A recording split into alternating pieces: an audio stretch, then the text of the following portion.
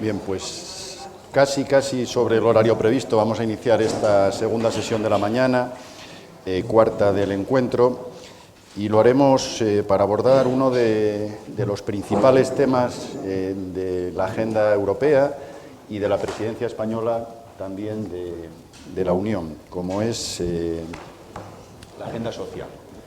Para hacerlo tenemos con nosotros a Ignacio Álvarez Peralta, que es el secretario de Estado de Derechos Sociales.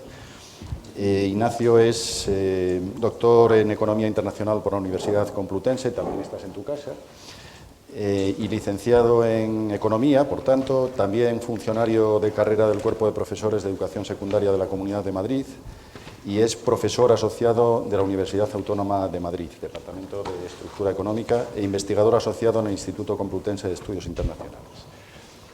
Cuando quieras, Nacho, tienes la palabra y puedes, entre 30 a 40 minutos... Vale, de acuerdo, perfecto. Para luego tener un debate. Lo intentamos, córtame, si te parece. No lo haré, no te cortaré, sé que te vas a disciplinar perfectamente. Bien, gracias. Pues muchísimas gracias, antes de nada, por la invitación, porque es un placer siempre dar un pasito atrás y poder tomar un poco de distancia respecto de las tareas diarias de gestión en el Ministerio, y un curso de verano yo creo que es una oportunidad muy propicia, ¿no?, para hacerlo, aunque pille en mitad de una campaña electoral, pero siempre es un gran momento para hacerlo, así que gracias por la invitación. Yo quería hoy hablar de la agenda social de la Unión Europea y en concreto del pilar europeo de derechos sociales.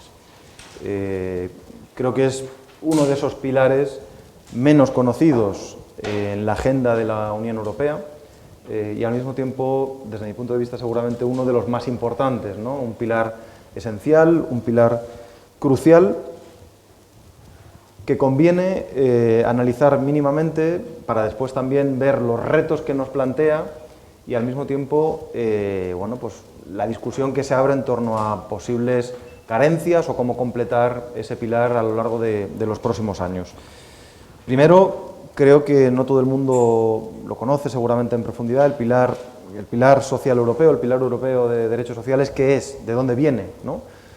Porque todas y todos recordaréis seguramente lo que supuso la crisis financiera hace ya más de una década en Europa, y sobre todo lo que supuso la gestión que se hizo por parte de los distintos gobiernos nacionales, pero muy en particular por parte de la Comisión Europea, formaba parte de la entonces llamada Troika, de la gestión que se hizo de la crisis financiera en los años 2009, 2010, 2011, 2012, porque de ahí en buena medida viene este pilar europeo de derechos sociales. Yo quiero recordar que en aquella época, la crisis financiera del 2008, la crisis de la deuda de la zona euro en 2011-2012, fue una crisis que las instituciones de Bruselas decidieron gestionarla en base a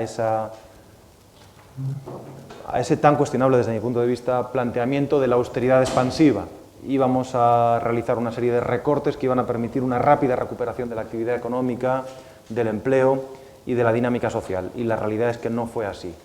No fue así. La austeridad fue una vía muerta en términos de política económica que dilató la recuperación durante toda una década, toda una suerte de década perdida, pero que además generó, yo diría, un profundo y un innecesario dolor social durante ese tiempo. Pero los gobiernos nacionales y las autoridades de Bruselas tomaron nota, aprendieron. Hubo un intenso debate, yo quiero recordar veo aquí muchas caras que han participado de ese debate durante la última década, y fruto de ese debate precisamente se toma una decisión en la cumbre de Gotemburgo en 2014, en donde después de ese proceso de desafección que surge con las decisiones que adopta la Comisión Europea y que adoptan los Estados miembros durante la crisis de la zona euro, se decide dar un paso adelante y construir, o empezar a construir, ese pilar europeo de derechos sociales. Y se proclama ese pilar como conjunto de 20 principios claves para el buen funcionamiento de de los sistemas de bienestar en general, de las relaciones laborales también en particular, y retomando una vieja idea que hubo quien insistió y planteó durante décadas, pero a quien se le hizo poco caso, sobre la necesidad de una convergencia en Europa que no fuera única y exclusivamente una convergencia macroeconómica, sino que fuera también una convergencia social, una convergencia de dinámicas sociales. Y recuperando esa vieja idea, que no por vieja era menos válida y menos útil, y no por no haber sido escuchada debía tener menos importancia, precisamente en la cumbre de Gotemburgo de 2014, los Estados miembros adoptan y deciden dar un paso adelante e iniciar esta trayectoria del Pilar Europeo de Derechos Sociales como una primera piedra de clave sobre la que construir esta convergencia social en Europa, sobre la que construir no solo la necesidad de aunar esfuerzos en la dinámica relativa al déficit público, la evolución de la deuda pública, sino también en lo relativo a la evolución de las tasas de empleo y desempleo, de las tasas de pobreza, de la evolución de la dinámica laboral y de la temporalidad, etcétera, etcétera, etcétera. Se plantean 20 principios en torno a 3 grandes áreas, ¿no? La igualdad de oportunidades y el acceso al mercado de trabajo en primer lugar.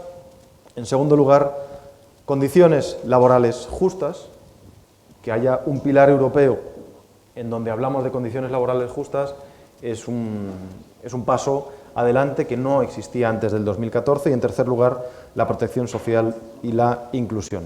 No me voy a referir al conjunto de los 20 principios, todo el mundo los puede consultar, pero son principios generalistas que plantean una suerte de hoja de ruta, de marco de referencia.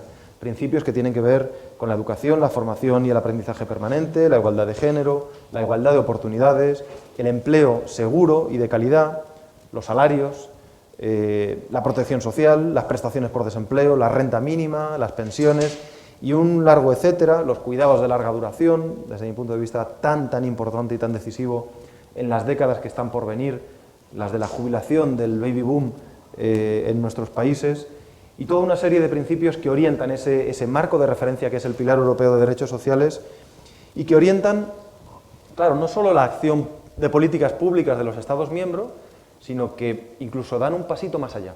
No solo orientan, sino que en algunos casos obligan. Y esto yo diría que es un paso adelante muy importante porque este Pilar Europeo de Derechos Sociales da lugar a una serie de iniciativas que en ocasiones son iniciativas legislativas por parte de la Comisión y del Parlamento y del Consejo, que toman la forma de directivas. Es, por ejemplo, el caso de la directiva relativa a la ordenación del tiempo de trabajo, es el caso de la directiva relativa a la mejora de las condiciones laborales de los trabajadores en plataformas digitales, que este Gobierno y que en particular la ministra Yolanda Díaz ha trabajado con intensidad durante los últimos 2 años en el seno de las negociaciones con el resto de Estados miembros, o la directiva sobre la lucha contra la violencia contra las mujeres. Son directivas que suponen un paso en la dirección no solo de reforzar este Pilar Europeo de Derechos Sociales, sino de obligar a que los Estados miembros, una vez que se han adoptado esas directivas, tengan que cumplirlas, lógicamente, como cualquier otra directiva. Hay otro tipo de iniciativas que no son necesariamente directivas, pero que también suponen un grado de orientación, ¿no?, de empuje a las políticas nacionales muy relevantes y que influyen mucho en estas políticas públicas. La recomendación de rentas mínimas, que acaba de sustanciarse en el seno de las instituciones europeas, o la garantía infantil europea. La garantía infantil europea es un paso adelante que, sin ser una directiva, sin embargo, a las políticas nacionales, a las políticas públicas, nos obliga de forma muy clara a orientar el gasto que debemos hacer de los fondos europeos para la erradicación de la pobreza infantil, o la que en este momento para mí es prioritaria, que es esas posibles conclusiones que deben alcanzarse en el seno de nuestra presidencia sobre los cuidados de larga duración, sobre la dependencia. Creo que son elementos sobre los que poco a poco los Estados miembros, los países, empezamos a acordar una línea de convergencia. Y claro, entre Estados soberanos que tienen sus propias democracias nacionales, sus propias dinámicas políticas en ámbitos que son de competencia exclusiva de estos estados, el avanzar hacia esta convergencia es complicado, pero yo diría que es un paso adelante enormemente valioso. ¿Qué objetivos tiene este pilar europeo de derechos sociales? Bueno, esto también es reseñable porque yo creo que el adoptar una serie de principios como hoja de ruta de la acción de las políticas públicas, si no se acompaña de una dinámica legislativa que se sustancia en directivas, recomendaciones y conclusiones, no avanza, pero al mismo tiempo, si no tiene objetivos claros y numéricos, tampoco avanza. Yo creo que podemos discutir, y luego yo mismo lo discutiré, sobre lo que significa el 3% de déficit público y el 60% de deuda pública. Bueno, ¿por qué el 60 y no el 70? No hay ningún país que lo cumpla en este momento en Europa, seguramente, pero algo parecido nos pasa en el ámbito de los derechos sociales. Necesitamos objetivos numéricos, cuantificables, que constituyan una hoja de ruta clara, un objetivo claro, ¿no? Y esa decisión también se tomó en el Pilar Europeo de Derechos Sociales, unos objetivos numéricos aceptados por todos los Estados miembros en la Cumbre Social de Oporto en el 2021, y que establecían tres objetivos muy claros, ¿no? En 2030, la tasa de empleo de la población en Europa, de la población en edad laboral en Europa, tiene que situarse en el 78%. Es un porcentaje ambicioso, es un porcentaje elevado. Al mismo tiempo, al menos el 60% de los adultos tendrán que haber recibido o pasado por actividades de formación. Es un porcentaje muy importante también, ¿no? La formación a lo largo de la vida como mecanismo para garantizar la capacidad de inserción laboral y de redefinición de las propias competencias laborales y, por lo tanto, de la inserción social. Pero, al mismo tiempo, un objetivo, en tercer lugar, de reducción del número de personas que se ubican en situación de riesgo de pobreza. La Unión Europea ha decidido que en 2030 tienen que salir de esa situación de riesgo de pobreza 15 millones de europeos, y este es un objetivo, de los cuales 5 millones tienen que ser niños. Es un objetivo, yo diría, enormemente ambicioso, que debe de garantizarse y debe de cumplirse a lo largo de los próximos años. Claro, este ejercicio no tendría sentido si cada país no dijera cómo va a contribuir y en qué condiciones va a contribuir a este ejercicio, que es lo que en este momento estamos haciendo los distintos países. Por ahora, no todos los países han definido esa hoja de ruta. Aquí hay un debate importante, como podéis imaginar. El grupo de Visegrado es un grupo, bueno, en donde también hay cierta resistencia y cierto debate a este planteamiento. España es un país en donde ya se ha remitido a la Comisión Europea cómo va a contribuir a este avance, y en algunos casos incluso se ha planteado objetivos algo más ambiciosos de lo que nos correspondería y de lo que nos tocaría, ¿no? Objetivos que ciertamente son ambiciosos, pero que son realistas. Que son objetivos realistas, y permitidme que los detalle un poquito, ¿no? Vamos a cada uno de los tres objetivos y veamos cuál es el punto de partida. Existe el compromiso de alcanzar, por parte de España, se ha fijado el 76% de tasa de empleo para el grupo de población que se encuentra en situación de edad laboral. Esto es un avance importante porque en este momento estamos por debajo del 70%, estamos en torno al 68% de tasa de empleo, y por lo tanto en los próximos años vamos a tener que dar pasos importantes para que en 2030 hayamos cumplido este objetivo del 76%. También digo una cosa, habrá quienes conocéis el mercado de trabajo español diréis, el objetivo es desde luego ambicioso. Bueno, la realidad es que si seguimos creciendo al ritmo que estamos creciendo en este momento, y si seguimos creando empleo al ritmo que se crea empleo en este momento, esta ha sido una legislatura enormemente difícil, muy complicada, con una pandemia, con una guerra en el corazón de Europa, con el mayor hundimiento del Producto Interior Bruto desde la guerra civil en nuestro país, pero sin embargo, yo diría, el trabajo en el marco del diálogo social, la puesta en marcha de los ERTE y después el despliegue del plan de recuperación han permitido que salgamos de la legislatura con casi 21 millones de afiliados a la Seguridad Social. Es un dato récord, es la tasa de desempleo más baja de los últimos 15 años, Si prosigue este ritmo, seremos capaces de cumplir este objetivo del 76% en 2030. Si no, no. Claro, y por lo tanto es necesario mantener este esfuerzo inversor que garantice la dinámica de crecimiento de la economía española. En segundo lugar, el punto de partida respecto al segundo de los objetivos, que al menos el 60% de los adultos hayan recibido formación, formación en su vida adulta, en su vida laboral, en el marco de su inserción, una vez abandonado el sistema educativo, es un objetivo muy ambicioso. En este momento estamos en cifras en torno al 30% y, por lo tanto, hay que duplicar este esfuerzo en los próximos años de cara al 2030. Y, por último, España ha trasladado también su voluntad de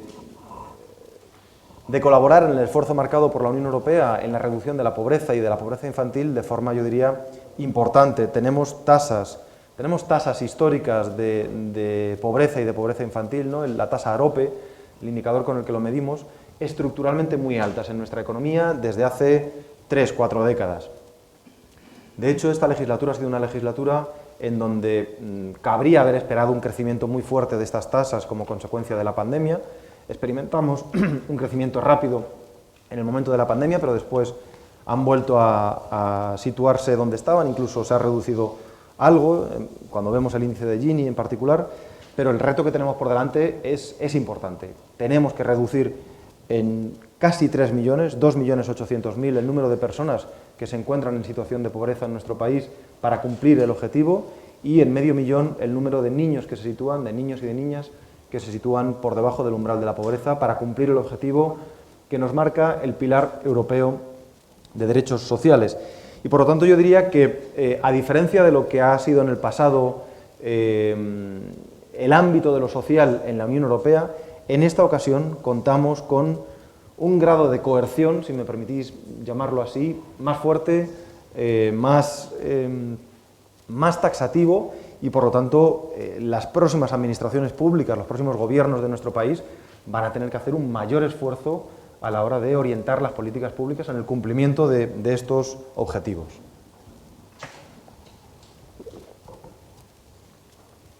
Precisamente con la idea de equipararnos un poco con el ámbito macroeconómico, España y Bélgica hemos planteado un mecanismo similar al llamado mecanismo de alerta económico que existe en las instituciones europeas, que existe en el marco de la convergencia económica, para detectar posibles desequilibrios en el cumplimiento de estos objetivos. Es decir, nosotros tenemos un mecanismo, el mecanismo de alerta económica, que hace que cuando los países se desvían algo del grado de cumplimiento de los objetivos macroeconómicos, salte una alarma y tengan que corregir su hoja de ruta.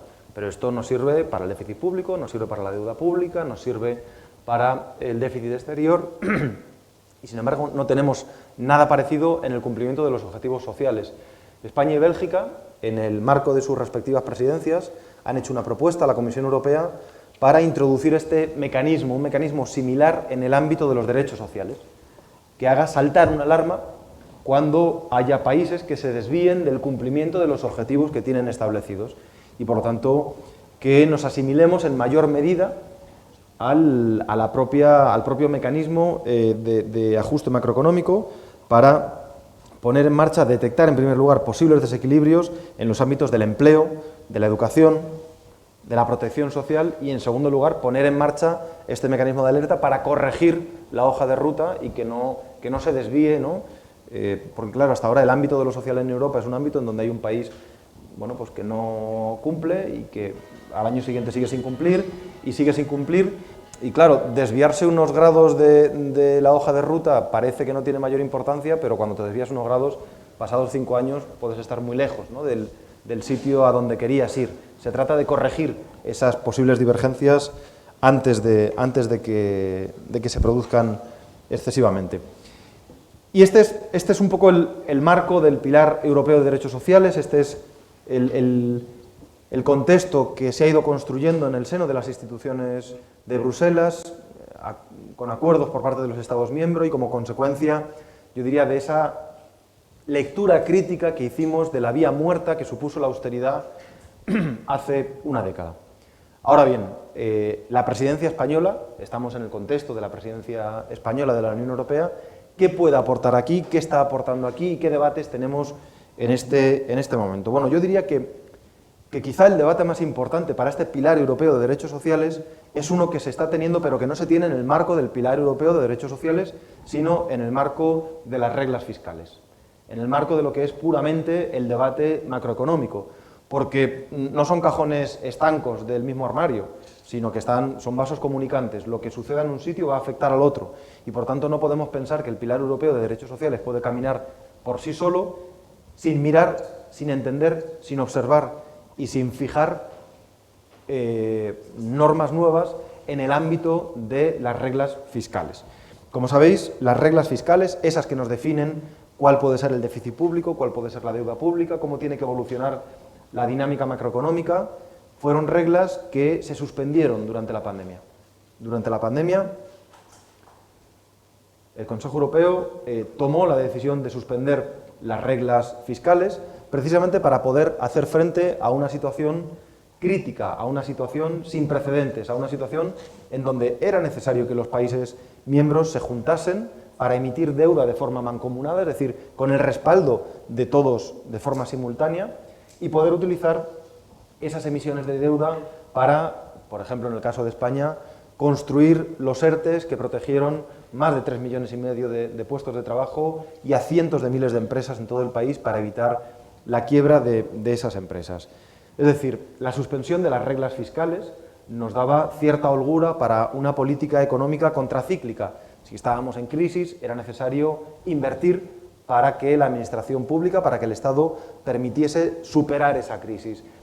Y la realidad es que en lugar de los 10 años que nos costó alcanzar el nivel de empleo que teníamos previo a la crisis financiera, que fue la hoja de ruta de la austeridad hace una década, en esta ocasión la decisión que se toma, no solo por parte del Gobierno de coalición, lógicamente, sino por parte del conjunto de las instituciones de Bruselas, nos lleva a que con una política fiscal expansiva seamos capaces de recuperar el nivel de empleo que teníamos antes de la pandemia en solo año y medio. Es decir, creo que aquí hay lecciones aprendidas, y por eso la propuesta que el Gobierno de coalición ha trasladado en el marco de su presidencia al conjunto de los países y a la Comisión es una propuesta que aprende, que de alguna forma toma nota de los aprendizajes hechos durante la gran recesión, durante la crisis de la moneda del euro en los años 2011-2012, pero también toma nota de los aprendizajes realizados durante la pandemia. ¿Cómo van a ser las nuevas reglas fiscales? Bueno, pues las nuevas reglas fiscales tienen de alguna forma una serie de características que yo creo que van a permitir adaptarse mejor a los países, a los momentos de crisis, y por lo tanto van a permitir un mayor grado de cumplimiento del pilar europeo de derechos sociales. En primer lugar, en el marco de las reglas fiscales va a haber seguramente excepciones para algunas inversiones, porque no es lo mismo una inversión que otra. Llamamos inversión a cosas muy distintas, y todas seguramente son muy importantes, pero sin duda hay inversiones que tienen un carácter, que tienen una rentabilidad económica y social que es crucial. Pensemos en la inversión educativa. La inversión educativa seguramente sea una inversión que debe quedar excepcionada o parcialmente excepcionada del cumplimiento de las reglas fiscales, porque las potencialidades que genera en términos de igualdad de oportunidades, en términos de mejora de la formación y de la productividad futura del país, hace que no pueda ser considerada como cualquier otro tipo de inversión. Pensemos en las inversiones verdes, en las inversiones en renovables o en transición energética. Hoy en día los economistas empezamos a ser conscientes de un problema del que los científicos, los ecologistas, aquellos economistas que se han dedicado a la economía ecológica durante años nos han venido avisando.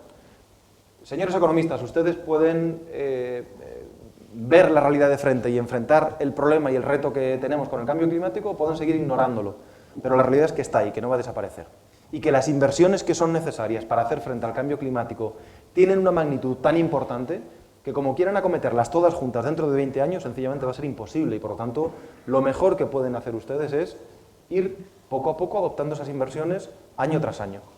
Claro, son inversiones que incluso año tras año son cuantiosas. Inversiones en rehabilitación inmobiliaria para garantizar el ahorro y el autoconsumo, inversiones en el despliegue de las renovables, inversiones en el despliegue del coche eléctrico, inversiones, etcétera, etcétera, etcétera, ¿no? Creo que precisamente este es el ejemplo de otro tipo de inversión que seguramente en el marco de las nuevas reglas fiscales va a quedar excepcionada. Bien, pues también los derechos sociales seguramente van a tener que tener algún elemento de excepción en el cumplimiento de esas reglas fiscales si realmente queremos cumplir este pilar europeo de derechos sociales. Las nuevas reglas fiscales abandonan esto que se llamó una talla para todos, ¿no?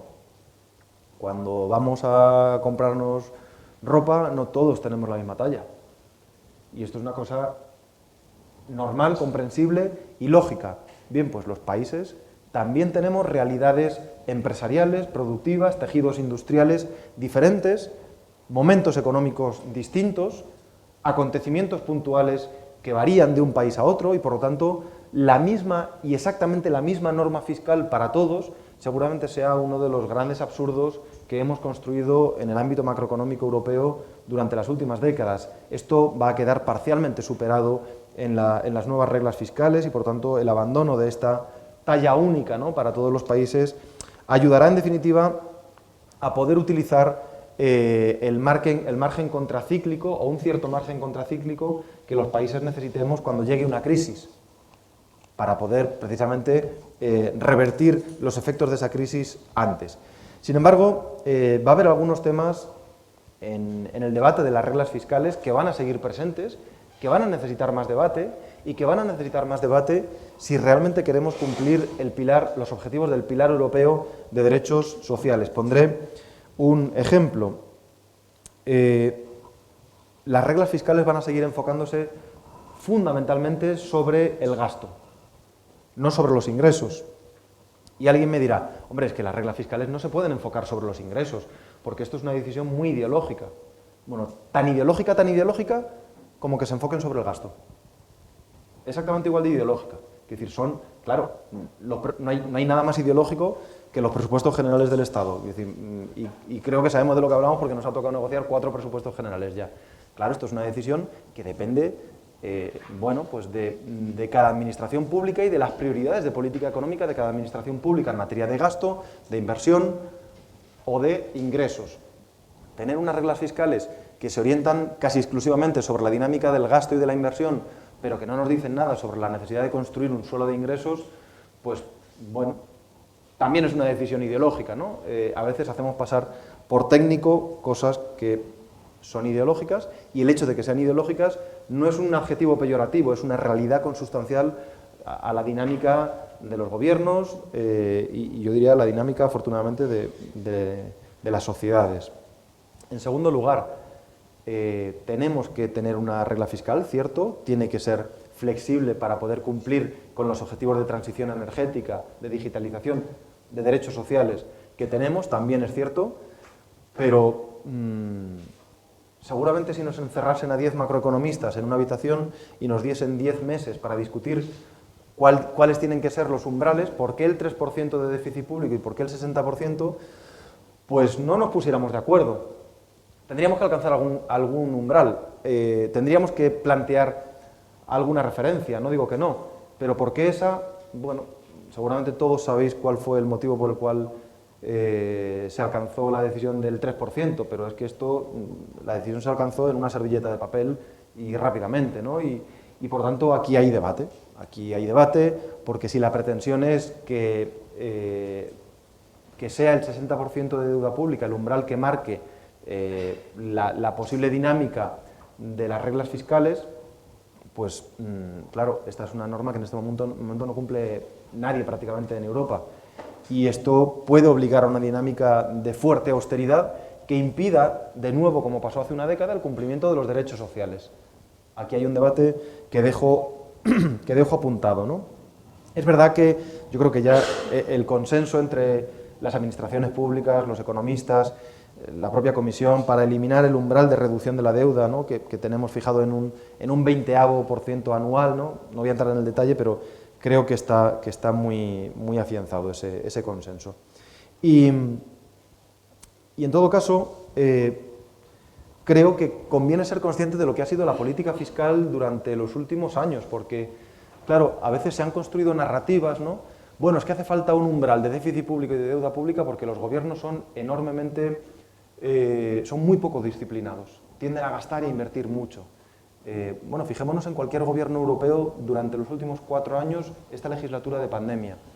Al contrario, hemos suspendido las normas fiscales, hemos suspendido las reglas fiscales y, sin embargo, difícilmente podríamos encontrar un solo gobierno en Europa, da igual el signo político que tenga, que pudiéramos decir que ha incrementado el déficit o la deuda pública de forma poco disciplinada. Más bien, todos lo que han hecho es aprovechar la oportunidad negociada con la Comisión Europea para salir de la crisis cuanto antes, para salir lo más rápidamente posible. Y permitidme que vaya a un ejemplo que no pretende llevar arrimar el ascua a mi sardina, pero que me parece un ejemplo útil para entender la dinámica macroeconómica del déficit y de la deuda, porque tiene un impacto enorme en el cumplimiento de los derechos sociales. Hace una década se nos explicó a la ciudadanía es necesario avanzar en la vía de la austeridad, recortar, incluso tocando el hueso del estado del bienestar, porque es necesario reducir el déficit público. Bueno, en el caso de nuestro país esto permitió reducir el déficit público del 10 al 4% en el entorno de 3 años y medio, con durísimos recortes económicos. Creo que todos nos acordamos, ¿no? Estamos hablando de 7.000 millones de euros en la sanidad española, 7.500 millones de euros en la educación, 800 millones de euros casi en el sistema de atención a la dependencia. Aquí veo caras que conocen bien el sistema de atención a la dependencia. Y esto permitió, efectivamente, reducir 6 puntos del déficit público en 3 años y medio. Este gobierno, y no solo el gobierno de coalición, otros gobiernos de signo político distinto en Europa, pero en concreto en el caso de España, se ha reducido el déficit público igual 6 puntos, del 10 al 4% en un poquito de menos tiempo, en 2 años. Pero no se ha hecho con recortes, al contrario, se ha hecho con inversión. Porque hay 2 vías para garantizar el saneamiento de las finanzas públicas y el equilibrio financiero. Una es la vía de una austeridad que puede ser contraproducente y otra es la vía de garantizar que la actividad económica y el crecimiento vayan, de alguna forma, tragándose ese déficit público y esa deuda pública. Y esta es, yo diría, una vía mucho más eficaz desde el punto de vista económico, o por lo menos igual de eficaz. Quiero decir, los datos ahí están, pero desde luego mucho más eficaz desde el punto de vista social. Permite el cumplimiento de derechos sociales, permite ampliar el espacio de los derechos sociales y permite, donde antes habíamos tenido recortes de 700 millones de euros en la dependencia, hoy tener un aumento de 1.800 millones de euros en la dependencia. Y no lo quiero llevar al terreno de la confrontación política, quiero llevarlo al terreno del análisis económico. Porque hay otros gobiernos en Europa de signo distinto al nuestro que han hecho algo parecido. Y por lo tanto creo que la lección tiene que estar aprendida, no tanto por la cuestión del debate político, sino sobre todo por cuáles son las normas que durante la presidencia española inscribimos en esas reglas fiscales que tenemos que acordar a lo largo de los próximos meses, de aquí a diciembre, y en las que la presidencia española está jugando un papel clave para tener las reglas, pero al mismo tiempo que sean unas reglas que den cierta flexibilidad y que den un carácter de holgura a los Estados miembros para poder cumplir con los derechos sociales a lo largo de los próximos años. Quiero ir terminando, pero quiero ir terminando con un cierto debate sobre el futuro, por así decirlo, ¿no? Hemos hablado de qué es el pilar europeo de derechos sociales, por qué hemos construido ese pilar europeo de derechos sociales, de dónde viene esa construcción, por qué los Estados miembros, los distintos gobiernos nos hemos ido poniendo de acuerdo para que finalmente en 2014 en Gotemburgo se pusiera en marcha ese pilar y en 2021 todos los Estados miembros aceptásemos una serie de objetivos que se nos van a exigir y a los que nosotros mismos nos hemos comprometido. Hemos visto asimismo que hay dimensiones en el propio pilar que nos comprometen, pero que hay debates más allá del ámbito de los derechos sociales que nos afectan mucho, las reglas fiscales, y las reglas fiscales son clave porque de alguna forma condicionan los presupuestos generales del Estado de todos los países y van a condicionar el grado de cumplimiento de esos derechos sociales. Va a ser difícil alcanzar el objetivo de formación de que todos los adultos tengan, de que el 60% de los adultos en edad laboral tengan esa formación, si no tenemos un cierto presupuesto para hacerlo. Pero en tercer lugar yo diría que en el desarrollo de esos derechos sociales se abren debates que son muy relevantes y simplemente los quiero apuntar. En primer lugar, creo que España tiene un reto que me parece ineludible. En materia laboral hemos tenido dos grandes retos durante los últimos 40 años de democracia, ¿no? El primero es seguramente el reto de la excesiva temporalidad. Hemos tenido un mercado de trabajo en donde se duplicaban las tasas de temporalidad de los países de nuestro entorno. Yo tengo 46 años, soy de alguna forma hijo de esa generación, ¿no?, de temporalidad. Cuando yo terminé la carrera, todos sabíamos que íbamos a tener, si teníamos un empleo, que el empleo iba a ser temporal. Y efectivamente, en mi generación todo el mundo ha pasado por el empleo temporal. Tasas de temporalidad superiores al 30%, el doble que Europa. Y esto lo hemos mantenido así durante más de 30 años. La última reforma del mercado de trabajo, una reforma que se aprueba con los interlocutores sociales, con las organizaciones empresariales y sindicales, es una reforma que se pacta con la Comisión Europea, es una reforma que permite corregir esto rápidamente. Ojo, más en el sector privado que en el sector público. Aquí tenemos que todavía hay un desafío en el sector público al que hay que responder, porque el sector privado se sitúa ya en el 14% de temporalidad. Es decir, estamos, para mí es una cifra alta, pero es una cifra completamente homologada a la realidad europea. Aquí los interlocutores sociales, yo diría, han hecho su trabajo, ahora queda que las administraciones públicas hagamos también el nuestro, que es cumplir la propia reforma laboral que hemos legislado, ¿no? Y que, por lo tanto, se reduzca también rápidamente la temporalidad de los profesionales de la salud, por ejemplo, o de los profesionales de la educación. Pero este reto, esta anomalía histórica, se ha conseguido razonablemente afrontar en esta legislatura. Hay una segunda anomalía histórica que está pendiente. Tenemos un desempleo estructural. Claro, esto se puede mirar siempre de dos formas. Tenemos la tasa de desempleo más baja de los últimos 15 años, cierto, pero tenemos un desempleo estructural que duplica las medias europeas. Y por lo tanto, ese reto, que no es de los últimos 3 años, sino que es de los últimos 30 o 40 años, también hay que afrontarlo. También hay que afrontarlo, aunque tengamos las tasas de desempleo más bajas de los últimos 15 años.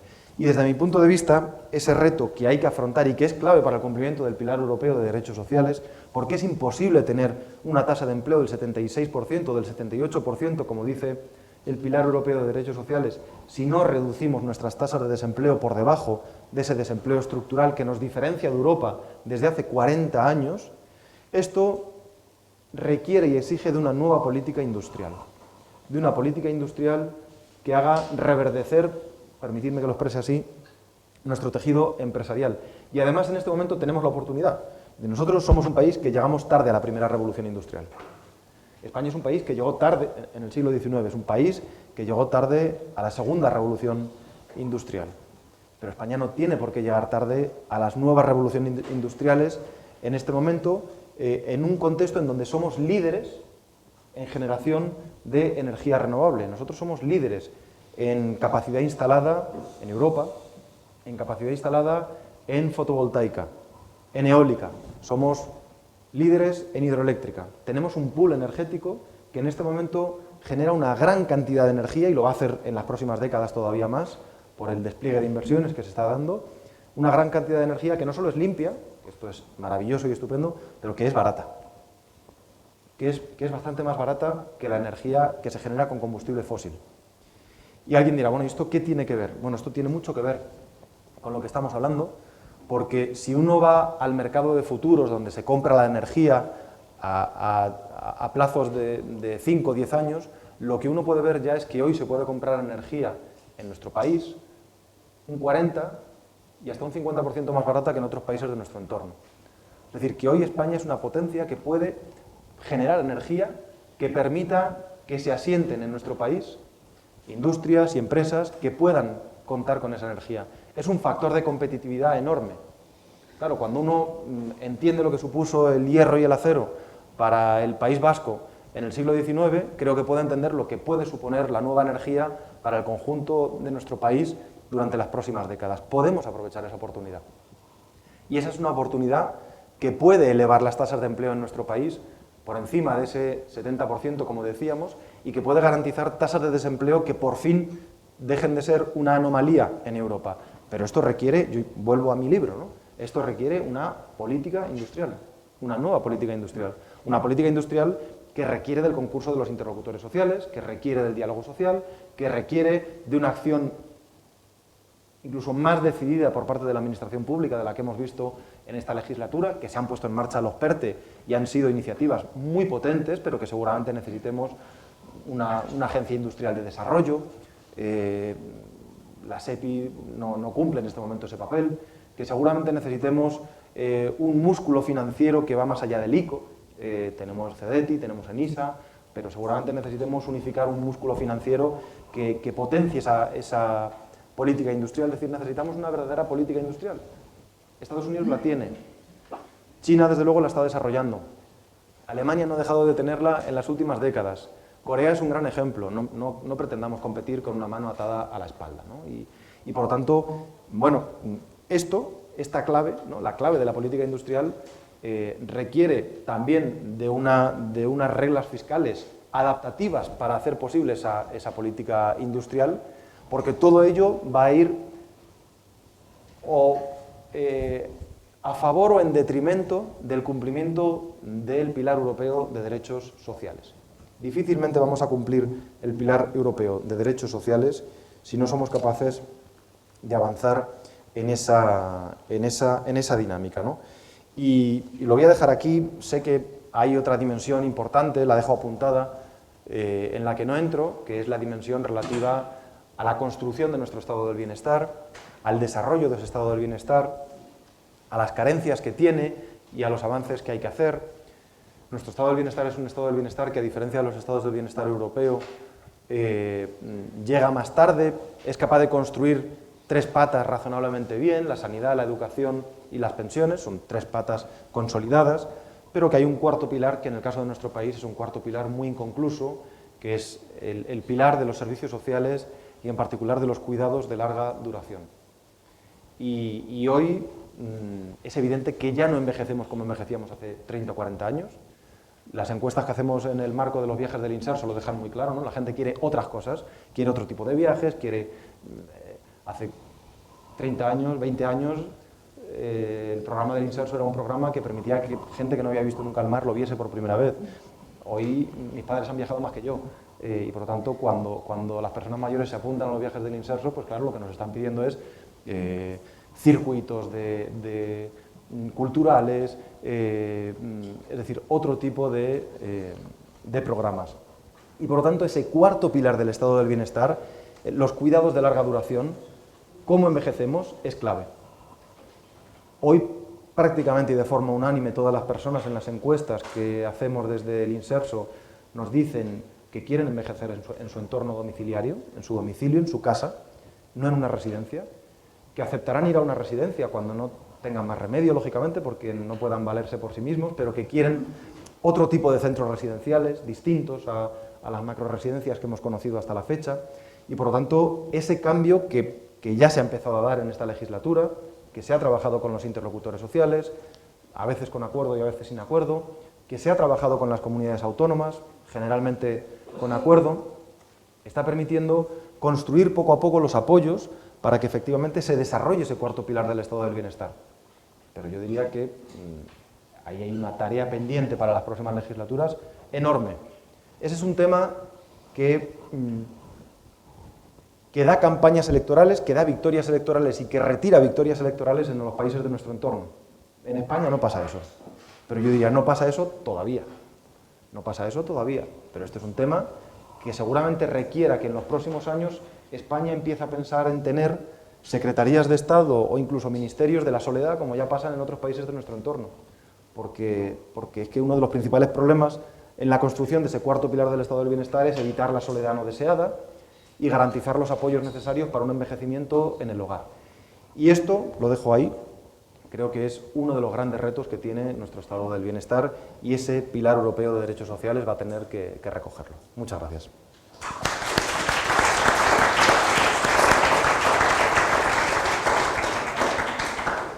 Pues muchas gracias, Ignacio.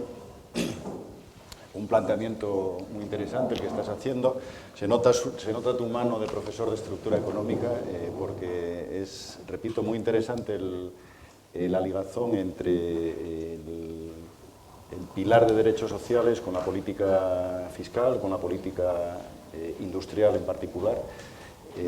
Bueno, creo que se abre un debate muy interesante, o que se puede abrir un debate muy interesante sobre los planteamientos que has hecho. No obstante, quisiera informarte de que hemos elaborado en el CES un estudio que va muy en la línea de lo que estás planteando, ¿no? Que es el informe sobre la gobernanza de la Unión Europea, que en definitiva viene a alinearse con tus planteamientos. En realidad, hasta ahora hemos tenido un sistema de gobernanza enfocado hacia esos objetivos y esas necesidades, y si no hago un mal resumen de tu planteamiento, lo que debemos hacer es repensar esta forma de actuar y diseñar una nueva forma de enfocar el futuro con esta perspectiva social desde el ámbito económico, fiscal y productivo.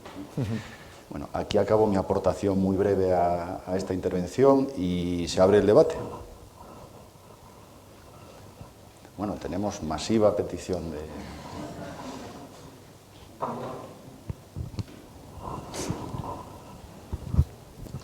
Hola, buenos días. Muchísimas gracias. Soy Alexander Elu, del área de estudios y análisis del CES. Quería darle las gracias, en primer lugar, por la ponencia, porque creo que incide en algo que ya ha ido apareciendo, ¿no?, a lo largo de estas conversaciones, ayer, hoy, como es la imposibilidad de disociar, ¿no?, la dimensión social y económica en las políticas europeas, domésticas, y uno de los aspectos donde precisamente esta inseparabilidad se da con mayor claridad, creo que es la pobreza infantil, ¿no?, que es uno de los temas que preocupan y que ocupan en estos momentos también este Consejo, ¿no? La pobreza infantil como vulneración de derechos de la infancia, por supuesto, pero también como lastre económico, ¿no? Entonces, al respecto, quería hacer alguna apreciación acerca del proceso de implementación de la garantía infantil, ¿no? Efectivamente, como gran logro en la lucha contra la pobreza infantil, desde el impulso europeo, finalmente llegado a nivel doméstico con el Plan Estatal de Acción, aprobado el pasado verano. Y, sin embargo, lo que vemos es, o al menos es una apreciación individual al respecto, una cierta lentitud en la implementación de este plan de acción a nivel autonómico, ¿no?, que por la propia distribución competencial de los servicios que son objeto de la garantía, también de los fondos estructurales e inversión europeos que deben servir de palanca, pues en España pues depende mucho, ¿no?, de ese nivel. Entonces, quería entender un poco cuál es su valoración, si comparte esta apreciación acerca de cuáles están siendo los desafíos o los elementos que están deteniendo o ralentizando un poco esta implementación de la garantía como política clave de lucha contra la pobreza infantil. Y la segunda cuestión que quería plantear, también un poco relacionada con la pobreza infantil, por supuesto, pero desde el ámbito de la prevención, ¿no? Se refiere un poco a cómo debemos jugar con la combinación de las políticas de lucha contra la pobreza y las políticas de universalidad en prestaciones, servicios y prestaciones económicas también, ¿no? Creo que a veces resulta contraintuitivo o no resulta fácil de explicar por qué debemos tender hacia la universalidad y por qué la universalidad en estas prestaciones es necesaria, ¿no?, para ahondar en esa prevención de la pobreza y por qué es importante que una prestación pues llegue a gente que no está en esa situación de pobreza o incluso está en situación de riqueza, ¿no?, por así decirlo. Desde su ministerio se han producido iniciativas importantes al respecto, prestación de 0 a 3, universal, algunas de las propuestas electorales que han logrado vencer un poco, ¿no?, este ruido que nos ensordece, pues tiene que ver precisamente con eso, propuesta de ayuda a la crianza universal. Quisiera entender un poco cuál es su opinión al respecto, cómo se ha vivido también esa tensión, ¿no?, en el seno del Gobierno, en la medida que venimos de un contexto en el que se ha profundizado y se han producido logros importantes en la lucha contra la pobreza, IMV, complemento de infancia, Pero en paralelo también se está avanzando, ¿no?, en esa universalidad, ¿no? Quería un poco entender cuál es su posición al respecto y cuáles deberían ser las vías de desarrollo, al fin y al cabo, pues para prevenir, apoyar a las familias, etcétera, etcétera, ¿no? Y eso es todo. Gracias.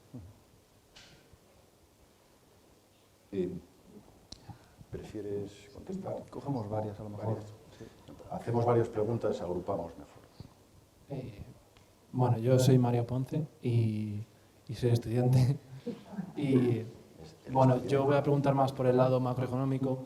Quería saber su opinión sobre cómo puede afectar al cumplimiento de los objetivos del pilar social europeo la política de subida de tipos de interés del Banco Central Europeo, sobre todo cuando ha hablado de las diferentes situaciones económicas que hay en los diferentes países que integran la Unión Europea, y también cómo puede afectar el posible problema de la prociclicidad de las sanciones que hay en la propuesta de la Comisión Europea sobre las reglas fiscales del 26 de abril.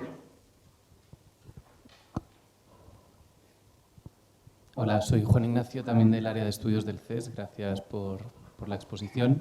Yo tengo una duda y una preocupación sobre el avance que ha tenido España en respecto de las rentas mínimas con la creación del ingreso mínimo vital, que entra en coherencia con el Pilar Europeo de Derechos Sociales y con la aspiración de homogenización y de armonización europea de rentas mínimas. Pero en particular me preocupa la diferenciación que hace, o la decisión que tiene el Gobierno de situar el umbral de llegada a la prestación en la pobreza severa, y deja de lado la recomendación de la Unión Europea, del Consejo de la UE, que plantea que los esquemas de rentas mínimas deben hacer frente a personas que se encuentran en situación en el umbral de pobreza, no necesariamente de pobreza severa. Y esto nos hablaría del fenómeno de los trabajadores y las trabajadoras pobres, personas que tienen acceso al mercado laboral, pero no son capaces de superar la línea de riesgo de pobreza. Y de alguna manera, ¿cuál sería la postura que debería adoptar España en esta presidencia respecto de los sistemas de rentas mínimas para hacer una autocrítica en este sentido, reconociendo que la prestación tiene un diseño institucional muy bueno, ahonda en principios dogmáticos de seguridad social contributiva y no contributiva, compatibiliza la prestación con la posibilidad de trabajar? En términos de diseño es muy buena, pero pone un límite en las personas que están en situación de pobreza, las deja fuera de la prestación. ¿Tu opinión al respecto como miembro del Gobierno? Contestamos a este bloque, si te parece. Sí, porque son muchas cosas y además muy interesantes, ¿no? Empiezo quizá por la cuestión más macroeconómica y luego vemos las otras dos que están bastante relacionadas.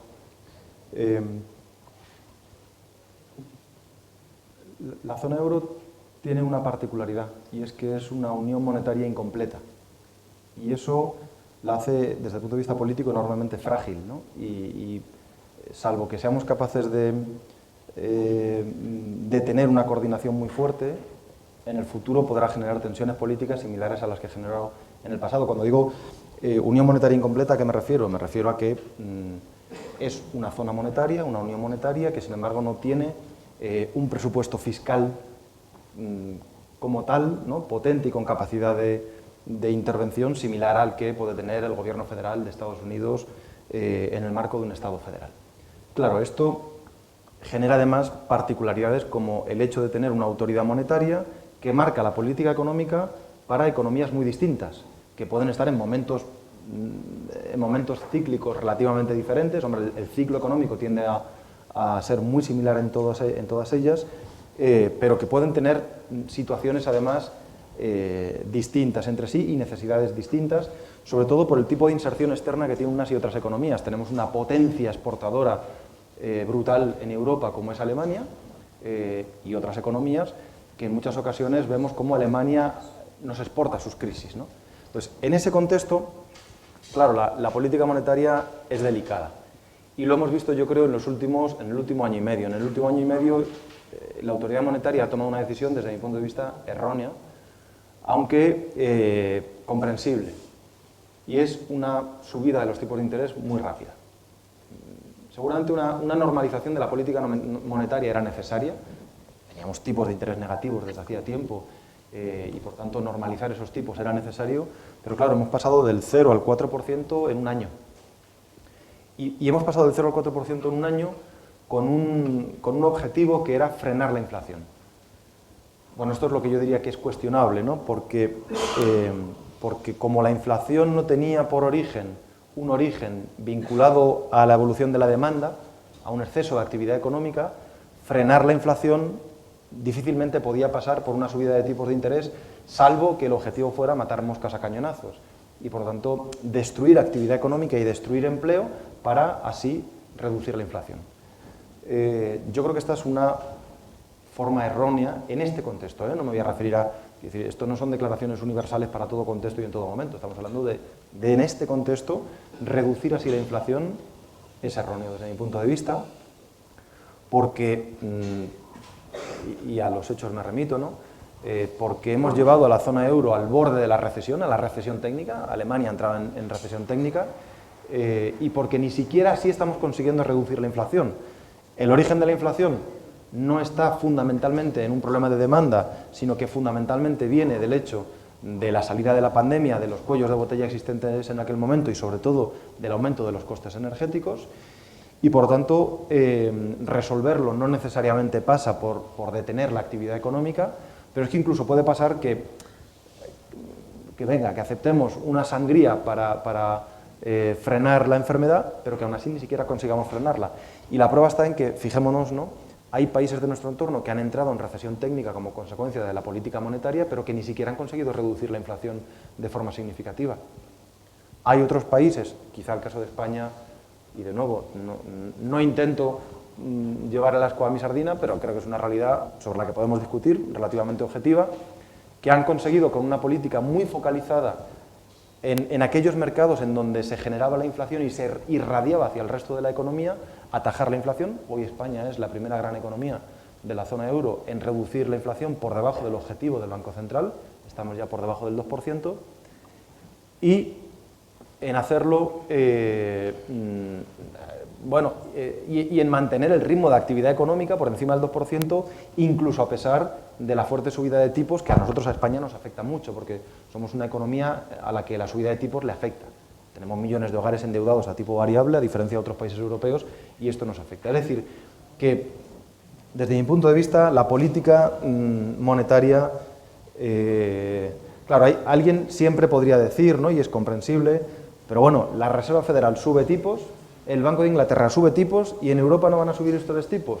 Van a tener una salida de capitales hacia Estados Unidos seguramente y van a tener un problema con la evolución del tipo de cambio, que, ojo, ustedes compran energía y petróleo en los mercados internacionales en función de esa evolución del tipo de cambio. Es verdad que esto es un argumento, esto es verdad, pero aún así creo que la subida de tipos ha sido demasiado rápida y demasiado elevada, y que esto en parte explica el bloqueo del crecimiento que estamos viviendo en este momento, en la zona, no en España, pero sí en la zona euro. Pero esto es un problema con el que creo que mientras sigamos siendo una unión monetaria incompleta, a diferencia de... Yo creo que vamos a seguir siendo una unión monetaria incompleta siempre, vaya por delante. Es decir, que no me imagino un gobierno federal en Europa, no me lo imagino. Estados Unidos ha necesitado más de un siglo y una guerra civil para tener un gobierno federal. Es decir, los europeos no vamos a renunciar a nuestros Estados-nación, a nuestros parlamentos nacionales, a nuestras identidades culturales tan fácil. Vamos a seguir siendo una unión monetaria incompleta durante las próximas décadas, en el mejor de los casos, y por lo tanto necesitamos dosis de coordinación muy alta. La política monetaria en ese contexto es, yo diría, de hilado más que fino, ¿no? Y tú hablabas también del carácter procíclico de las reglas fiscales. Yo creo que el carácter procíclico de las reglas fiscales, es decir, unas reglas fiscales que cuando llega una crisis, en lugar de permitirte hacer una política keynesiana de invertir para salir de la crisis, te obligan a recortar, ¿no? Esto es lo que tú dices, el carácter procíclico. Esto es un absurdo. Esto es un absurdo que además, fijémonos, el ejemplo de Estados Unidos de nuevo, da igual quién gobierne, republicanos o demócratas, llega una crisis y la política económica es anticíclica. Y por tanto, esperemos que las nuevas reglas fiscales, da igual si son empujadas por gobiernos conservadores, progresistas o medio pensionistas, esperemos que sean anticíclicas, lógicamente, y que tengan un componente que permita superar uno de los problemas que ya se ha detectado de forma muy consensuada en Europa por la Comisión y por los distintos Estados miembros, que era este carácter procíclico. Con relación al tema de del ingreso mínimo vital, las prestaciones, vamos a ver una reflexión un poco general, ¿no?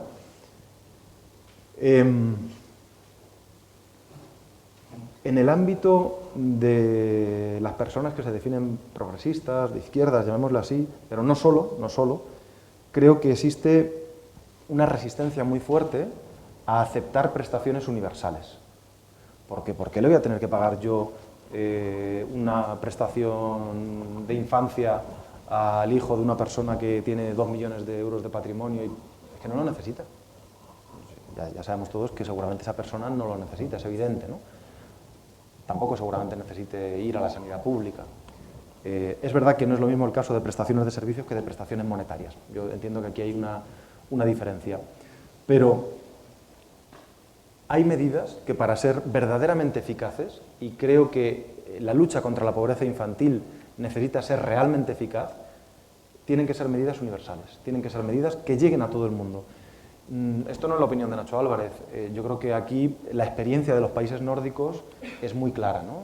Esos países que han sido capaces de tener, no solo los nórdicos, principalmente los nórdicos, capaces de tener prestaciones universales que evitan la pobreza y que permiten que todas las familias la reciban y, por lo tanto, que quien la tiene que recibir realmente la reciba para evitar y para garantizar caer en esa situación de pobreza. Porque lo que tiene que... Yo pienso que un sistema... un estado del bienestar y un sistema fiscal que lo financie tienen que ser progresivos, es decir, tienen que definirse, como plantea nuestra Constitución, en base a una justicia fiscal que haga que colabore más quien más tiene. Pero lo que tiene que ser progresivo es el conjunto del sistema, no todas y cada una de las medidas por definición. Y por lo tanto yo creo que no puede hacer, el árbol no puede ocultarnos el bosque no puede impedirnos ver los árboles. Tenemos que hacer un juego continuo que va del árbol al bosque y del bosque al árbol. Y en este sentido me parece esencial. Y en el caso, bueno, nosotros hemos abierto el debate sobre la herencia universal, que es un debatazo, ya lo sé. Pero en el caso de las prestaciones de infancia, de las prestaciones universales, aquí el consenso entre los países europeos, por ejemplo, es muy fuerte. Si observamos qué países tienen una prestación universal de infancia, España es casi una de las pocas excepciones que no tenemos una prestación de infancia. ¿En esta legislatura se ha ampliado? Sí, en el marco del ingreso mínimo vital se aprobó el CAPI, ¿no?, el complemento a la infancia, y además la deducción de 0 a 3 años para mujeres trabajadoras se extendió más allá de las mujeres trabajadoras a personas que estaban en situación de desempleo. Es decir, que tenemos una prestación cuasi universal, pero claro, ¿cuál es la realidad y cuál es el aprendizaje también de esta legislatura? Que si aquellas políticas que están focalizadas para los hogares más vulnerables las planteamos con unos requisitos de entrada enormemente complejos para asegurarnos que nunca, bajo ningún concepto, en ningún caso, nadie que lo vaya a necesitar pueda entrar, lo que nos vamos a encontrar es que hay muchas personas que lo necesitan que tampoco la van a recibir. Y el ingreso mínimo vital creo que es un buen ejemplo que nos tiene que hacer aprender, nos tiene que servir para aprender. Nosotros hemos sido grandes impulsores del ingreso mínimo vital y nos parece un primer paso adelante muy importante, pero la realidad es que hoy hay muchos hogares que necesitarían recibirlo y no lo reciben. Y no lo reciben porque no cumplen con alguno de los criterios. Y pondré un ejemplo. Uno puede recibir en el sistema de rentas mínimas la renta mínima de inserción del País Vasco o de Navarra. Voy a poner el ejemplo de dos que funcionan muy bien, o de Valencia, de la Comunidad Valenciana. Y reciben una prestación que tiene en cuenta los ingresos que tuviste en los últimos 3 meses. Es decir, que tiene en cuenta la pobreza sobrevenida. No los ingresos que tuviste el año pasado. Nosotros con el ingreso mínimo vital estamos teniendo en cuenta los ingresos que tuvo lugar el año pasado. Claro, normal que haya hogares que están en situación de vulnerabilidad, que no han cotizado lo suficiente y por lo tanto no tienen derecho a un subsidio contributivo o no contributivo, pero que tampoco entran en el ingreso mínimo vital porque tenemos en cuenta los ingresos del año pasado, no los de ahora. Pero tan distinta es la Administración General del Estado de la Administración de la Consejería de Servicios Sociales de Navarra, como para que no podamos hacer lo mismo.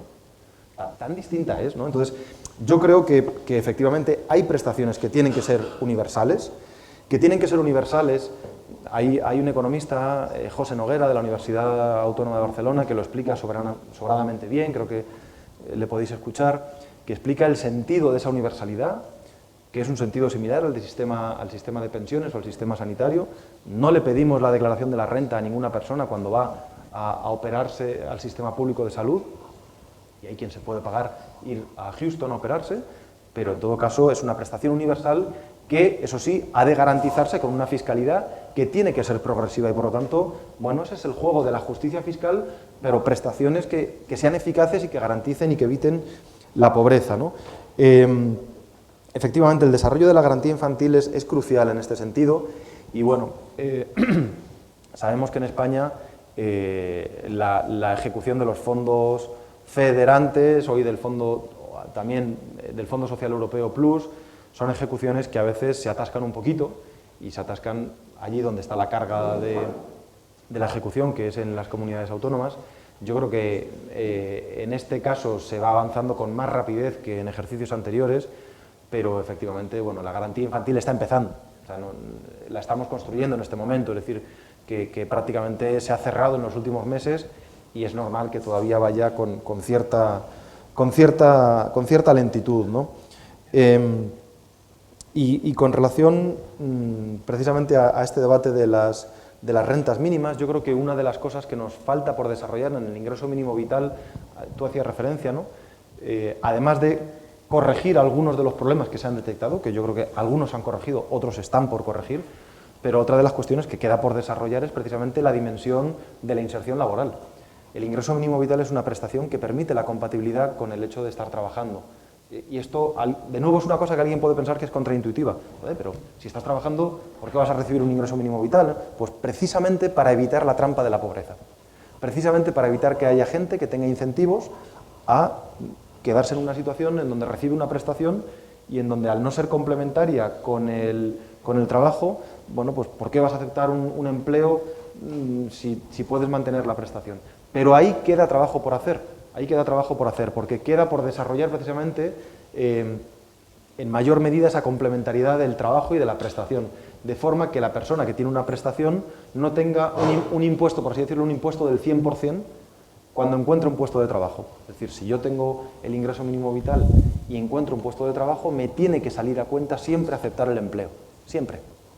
Y por tanto, yo pierdo parte de la prestación, pero no toda la prestación, porque si no, si la pierdo toda, seguramente no dé el paso a la inserción laboral. Entonces, eso que ya en buena medida está diseñado así en el ingreso mínimo vital, queda en este momento todavía por desarrollar, tiene que desarrollarse un reglamento para fomentar esa inserción laboral en mayor medida, ¿no? Esa complementariedad entre el salario y la prestación en umbrales superiores a los que en este momento lo tenemos garantizado, y eso está por hacer. Tenemos algunas preguntas más. Perdón, simplemente creo que eso responde, que no lo he dicho, eso responde a la necesidad de dar respuesta al cumplimiento de que no solo tenemos que atajar la pobreza absoluta, sino también la pobreza relativa. Yo ahí estoy de acuerdo.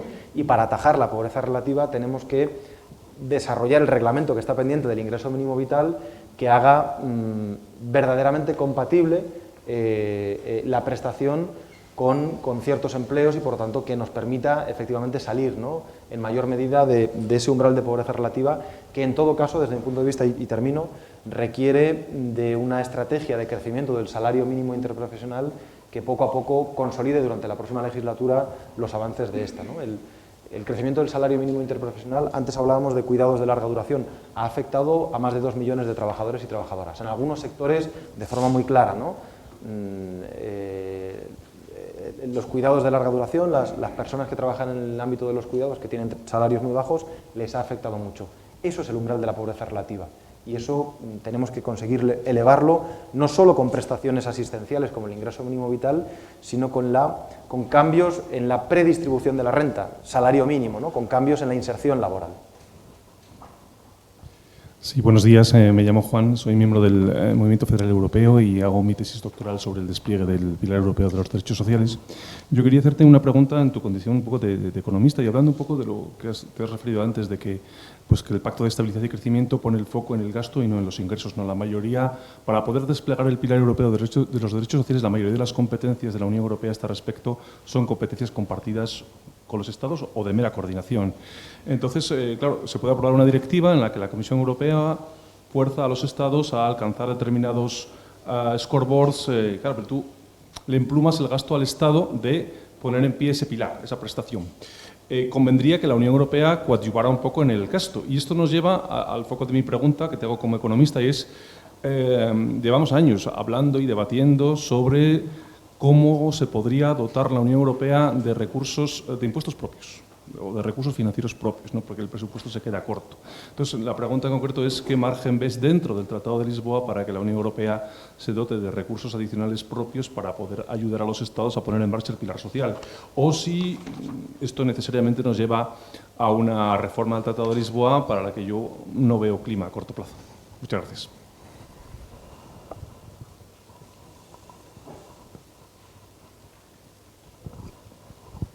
Hola, buenas. Soy Fernando López, de UGT Castilla y León.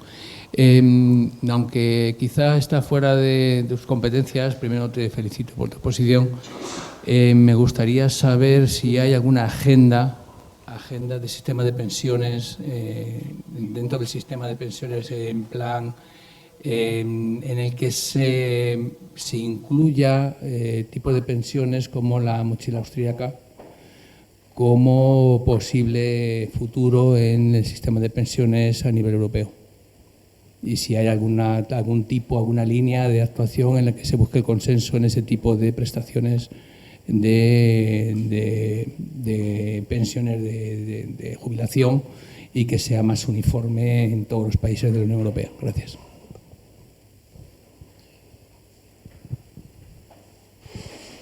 Buenos días, yo soy Gonzalo Rodríguez, también del área de estudios y análisis del Consejo Económico y Social. Y yo quería preguntar en primer lugar, porque usted ha mencionado mucho las reglas fiscales y ha dicho que necesitamos una política industrial.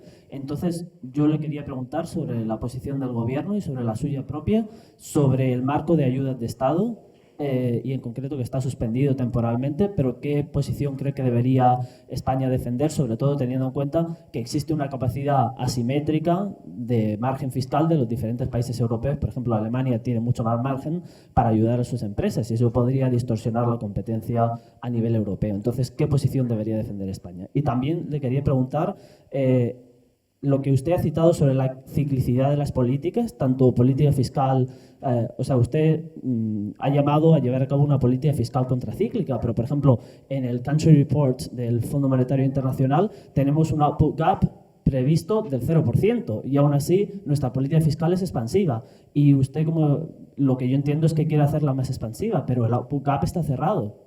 Entonces, ¿la política fiscal debe ser expansiva solamente en las recesiones o debe ser expansiva en todo momento? Y con respecto a la política monetaria, usted ha criticado que se hayan subido los tipos de interés del 0 al 4% muy rápidamente, pero tenemos una inflación superior al 5%, 5,7%. Eso significa que tenemos unos tipos de interés negativos. O sea, eso ya de por sí está distorsionando la economía y llevando a una mayor inversión, porque tenemos un tipo de interés negativo. Muchas gracias. Tipo de interés real. Sí.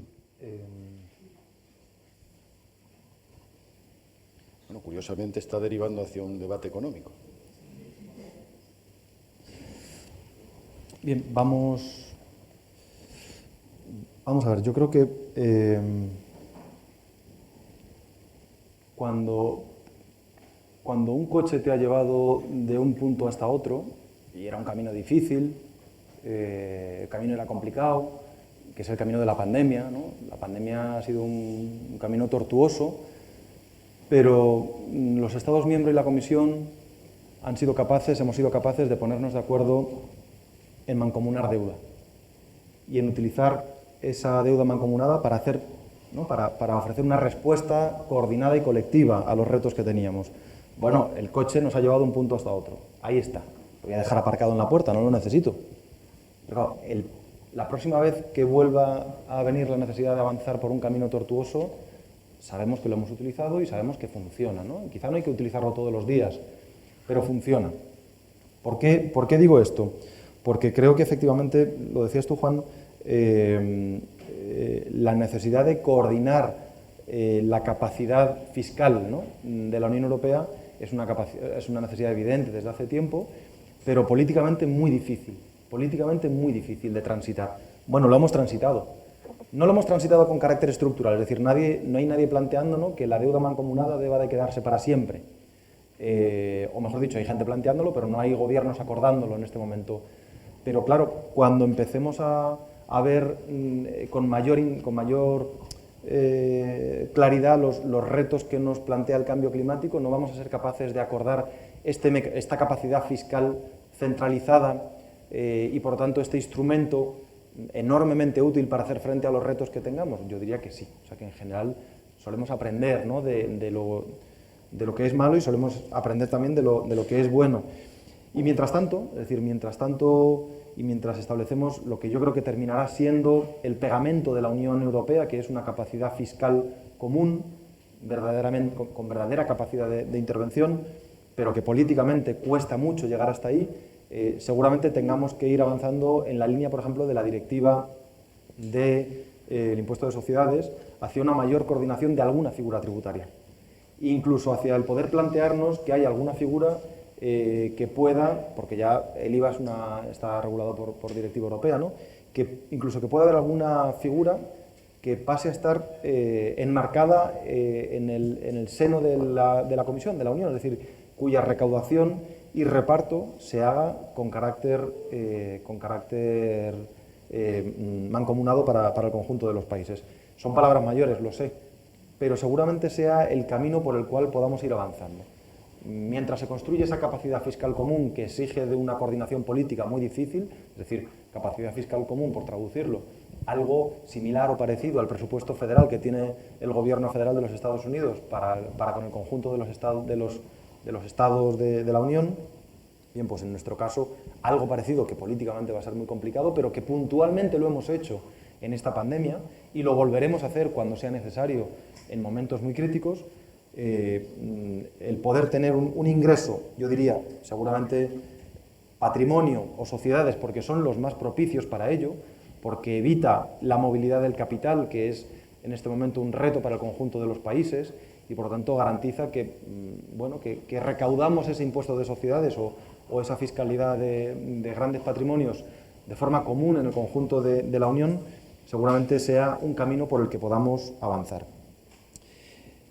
Creo que hablar de pensiones no es hablar de algo distinto al Pilar Europeo de Derechos Sociales, al contrario, yo diría que es lo que garantiza los derechos sociales en nuestro país de más de 10 millones de personas, ¿no? Y es consustancial y es central al debate sobre el Pilar Europeo de Derechos Sociales.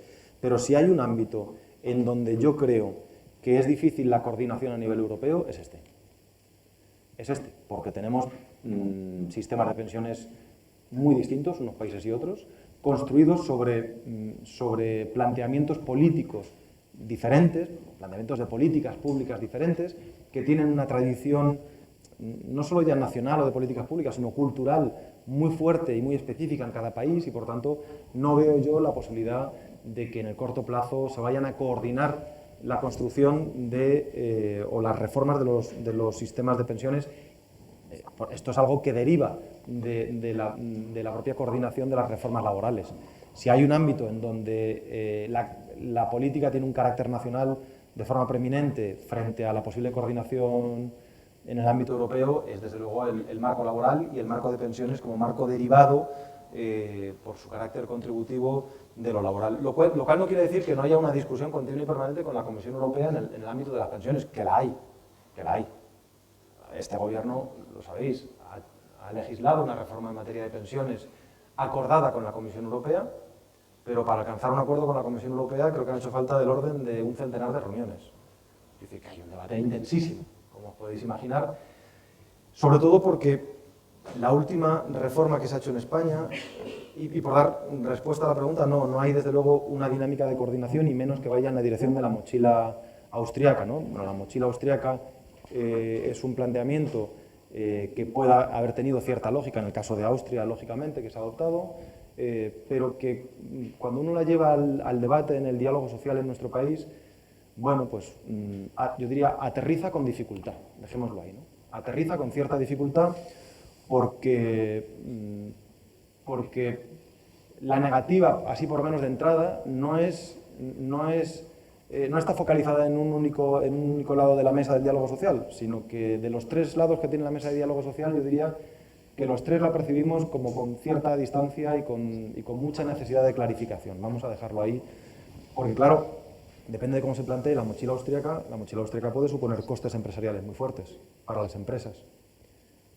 Puede suponer, depende de cómo se plantee, una merma de derechos laborales importantes y por lo tanto una negativa sindical, y no hablaré yo por boca de los interlocutores que están aquí, podrán expresarse por sí solos, pero diría que es, a falta de una mayor definición de esa propuesta, es de entrada una propuesta que tiene difícil abrirse paso en nuestro país, y yo sí puedo hablar por mi boca propia, yo no la veo. No la veo porque me parece que en esta legislatura hemos comprobado cómo era posible desarrollar un sistema, el sistema de los ERTE, que ahora ha tomado la forma del mecanismo RED, que se queda con carácter estructural, con financiación para... Los ERTE llevan yo sé que con esto hay mucho debate, los ERTE llevan en nuestro país varias décadas. O sea, que esto no es el invento de nadie, pero no se había tomado la decisión política de utilizarlos como se han utilizado en esta legislatura hasta ahora. Y esa decisión se hace de alguna forma un poco estructural, bastante estructural, con el mecanismo RED.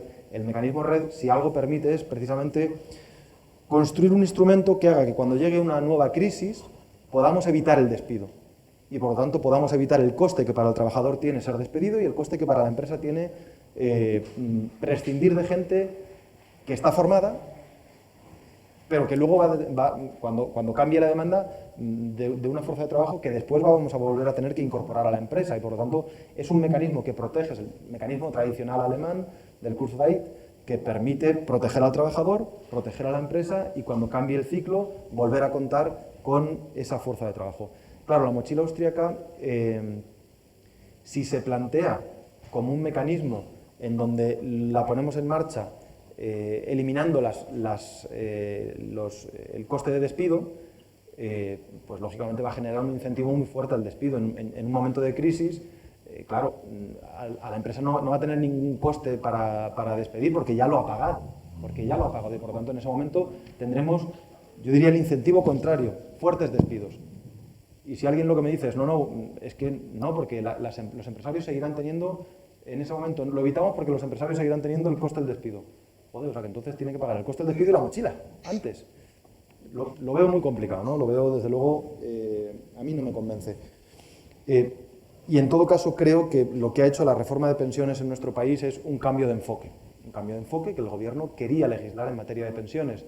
En lugar de tomar la decisión de el gasto en pensiones es el que es y no puede crecer en ningún caso durante las próximas décadas, aunque se jubile la generación del baby boom, se tiene que quedar en el 12% del PIB, la decisión que hemos tomado es aceptemos que del 12 va a pasar al 14,5, que es un umbral que hoy ya tienen algunos países de nuestro entorno, y financiémoslo.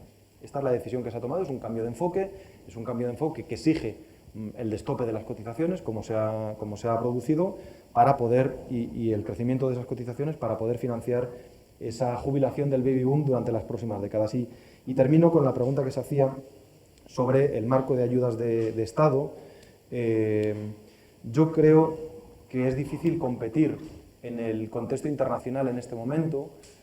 Pensemos en la ley IRA en Estados Unidos, pensemos en la política industrial china, si no flexibilizamos el marco de ayudas de Estado. Pero creo que tú tienes razón cuando dices, ojo, pero flexibilizar el marco de ayudas de Estado en el seno de la Unión quiere decir que Alemania tiene una capacidad que no tenemos seguramente el resto de países. Y por lo tanto yo diría, sí, hay que flexibilizar el marco de ayudas de Estado, pero tiene que haber una limitación, una regulación que nos haga a todos los países de alguna forma aplicar ese marco con un grado de cierta igualdad, de cierta equidad, que no haya una discrepancia muy fuerte, porque si no efectivamente va a ser complicado la propia competencia dentro de la Unión y la propia política industrial que puedan desplegar unos países y otros. Y hacías una segunda pregunta, perdona, sobre el output gap. Sí, sobre la política fiscal. Sí, cierto. Procíclica y contracíclica. Sí, yo no creo que haya que aplicar una política fiscal expansiva siempre. La economía no lo necesita. Pero ahora sí. No creo que deba aplicarlo siempre, la economía no lo necesita. Fíjate, lo que nosotros hemos venido, y yo en particular hemos venido defendiendo hace 10 años, y es algo que más o menos ha pasado, ¿no? Hace 10 años recuerdo que publicábamos otro colega y yo un paper donde decíamos España es un país, iré al tecnicismo y luego lo explico, es un país que necesita una política fiscal expansiva, me sale en inglés, fiscalmente equilibrada. Es decir, una política expansiva fiscalmente equilibrada. ¿Y qué es una política expansiva fiscalmente equilibrada?